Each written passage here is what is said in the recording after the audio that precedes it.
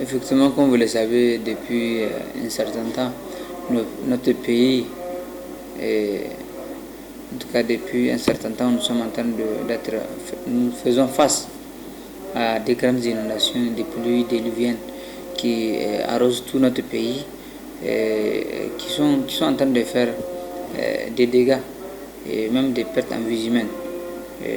À cette occasion, nous voulons adresser notre compassion, notre message de soutien et de solidarité à toutes les victimes.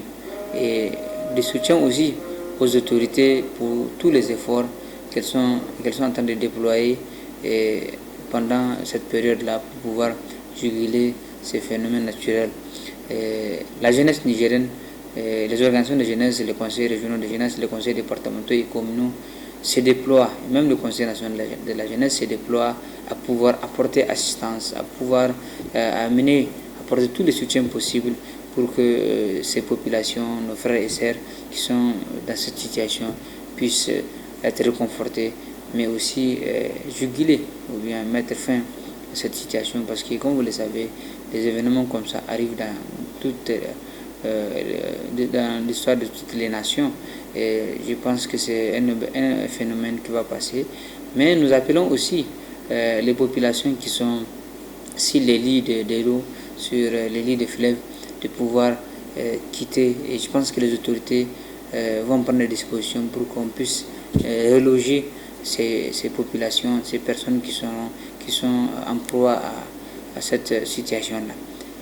La jeunesse nigérienne sera toujours à vos côtés, elle va vous soutenir parce que pour nous, notre credo, c'est la solidarité. Et nous sommes dans un pays où la solidarité est aujourd'hui à la base de tout ce que nous faisons parce que, comme vous le savez, la sauvegarde de la patrie passe aussi par la solidarité.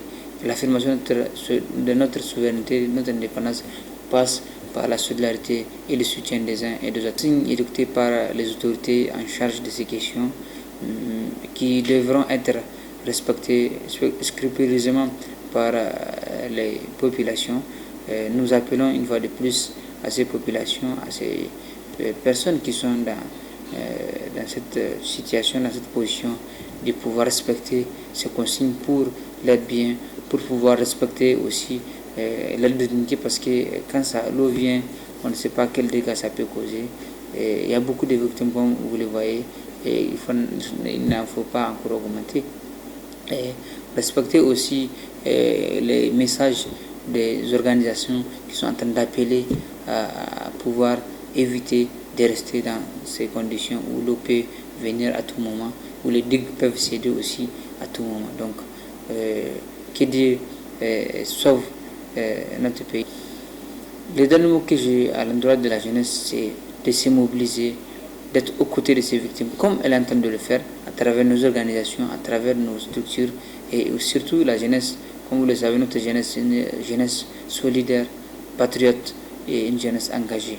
Et comme vous le savez, ce n'est pas la première fois, depuis longtemps, chaque fois qu'il y a ce genre de situation où il y a des événements de ce genre, la jeunesse est toujours en première loge de ce combat, en premier l'avant-gardiste de ce genre de combat pour pouvoir, de ce genre de situation, pour pouvoir sauver des vies, mais aussi apporter assistance, apporter soutien, apporter tout ce qui est nécessaire, qui est en sa possession, en sa capacité pour pouvoir aider les autres.